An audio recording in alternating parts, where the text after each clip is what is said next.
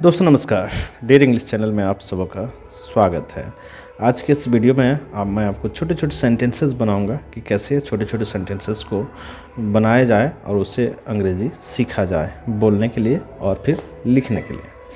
तो उसी क्रम में आज मैं आपको बताऊंगा IS यानी इज़ के बारे में। इसको क्या पढ़ेंगे? इज़ क्या पढ़ेंगे? इज़ के बारे में बताऊँ। इज़ का अर्थ होता है और इज का प्रयोग जो है ना वो सिंगुलर के लिए होता है। सिंगुलर का मतलब होता है कोई एक, यानी सब्जेक्ट जो है जिसे एक का बोध होता है, सिर्फ एक का, वो सिंगुलर सब्जेक्ट होता है। ठीक है, तो इज का प्रयोग जो है हमेशा सिंगुलर सब्जेक्ट के साथ होता है। ठीक है, ध्यान से सुनेंगे, इज का प्रयोग सिर्फ सिंगुलर सब्जेक्ट के साथ में होता है, जिसे आप बनाने के क्रम में ध्यान रखेंगे। देखिए, आपको इस तरह के सेंटेंसेस मिलते होंगे या फिर बोलते होंगे, सोचते होंगे, समझते होंगे। वह लंबी है, वह तेज़ है, यह छोटा है, यह छाता है, यह एक कलम है, यह गाय है, यह आम है। तो इस तरह के सेंटेंसेस यदि आपको मिलते हैं जिसमें कि सब्जेक्ट जो है वो सिंगुलर होता है, जैसे वह, यह, वह, तो ये जो सब्जेक्ट है यहाँ पे ये सिंगुलर सब्जेक्ट है और सिंगुलर के साथ आपको लगता है क्या, इज़ का प्रयोग करते हैं। साथ में आपको यहाँ देखिए है लगा हुआ सब में है, इसका मतलब इज़ लगेगा, लेकिन सब्जेक्ट को ध्यान में रखते हुए सारे सब्जेक्ट जो है वो सिंगुलर है ना। वह लंबी है तो वह का क्या होगा? सी। अब यहाँ है तो क्या हो जाएगा? सी के साथ इज़। लंबी का टॉल, क्या होगा? टॉल।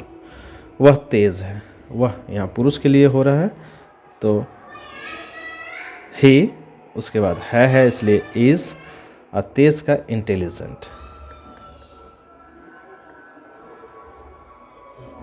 ठीक है, इंटेलिजेंट। यह छोटा है तो इट इज़ स्मॉल। ठीक है, इट इज़ स्मॉल।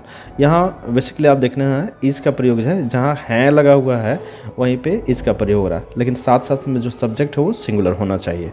यह छाता है तो दिस इज़ एन अम्ब्रेला।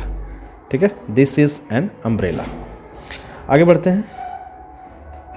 वह एक कलम है तो वह का क्या होगा? दैट के साथ इज़ अ पेन। वह एक कलम है। ठीक है, इस तरह से बनाएंगे। अब देखिए, यह गाय है तो यह गाय का है तो देखिए दिस के साथ इज़ अ काउ। चूँकि गाय काउंटेबल नाउन यहाँ पे हो रहा है तो यहाँ पे और यहाँ यह का प्रयोग हो रहा है, इसका मतलब कि गाय जो है एक है, इसलिए यहाँ पे ए लगा, एन लगा यहाँ पे। वह आम है तो वह का दैट के साथ इज़ अ मैंगो। ठीक है, इस तरह से आप देखेंगे। यहाँ पे मैंने आपको शुरू में ही बताया कि इज़ का अर्थ होता है और इज़ का प्रयोग सिंगुलर सब्जेक्ट के रूप में होता है। तो सिंगुलर सब्जेक्ट कौन कौन से हो गए आप ध्यान देखेंगे? सी, ही, इट, दिस, दैट।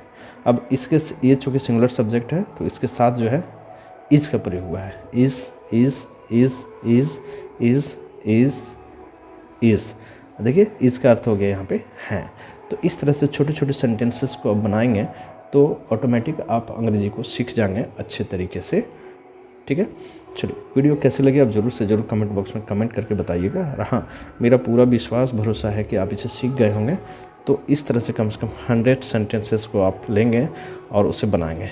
कहीं पे दिक्कत होगी तो आप कमेंट बॉक्स में कमेंट करिए और बताइए, तो उसका मैं सॉल्यूशन आपको 100% दूंगा। नए वीडियो का वेट करें, तब तक के लिए धन्यवाद।